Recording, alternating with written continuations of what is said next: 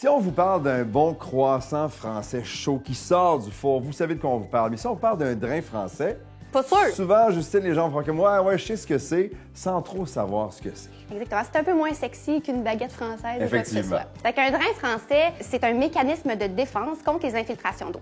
Comme on sait, l'ennemi numéro 1 d'une maison, c'est l'eau. Ouais. Donc, le but, c'est toujours d'éloigner l'eau de la fondation. Et le drain français, c'est fait pour ça. Et est-ce que c'est obligatoire d'en avoir un sur une propriété? Oui, au Québec, depuis 1955, c'est obligatoire.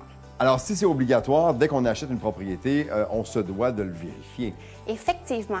Puis les acheteurs portent une attention particulière au drain français. Parce que tout le monde connaît à peu près quelqu'un qui est déjà passé par là. Puis le chantier, comme le nom, marque fortement l'imaginaire. Donc, un acheteur, quand il va magasiner, on pose des questions avec le courtier. Puis il y a 3 façons de connaître un petit peu l'état de santé de ton drain français. 1, l'efflorescence. 2, l'humidité ou son odeur. Et 3, les infiltrations d'eau. Et toi, tu sais de quoi tu parles, parce que tu es dans un chantier monstre actuellement, justement pour le faire refaire. Exactement. Donc, chez nous, j'ai un gros chantier et je peux confirmer que ça coûte cher, que c'est désagréable. Donc, il faut toujours investir là en premier parce qu'après ça, tout le reste vient avec. Et pour faire le paysagement ensuite et tout ça, on a intérêt donc à le faire en premier pour ensuite pas défaire ce qu'on a fait. C'est ça. J'ai compris. Ça va le chantier? C'est sous contrôle? C'est boiteux. C'est boiteux.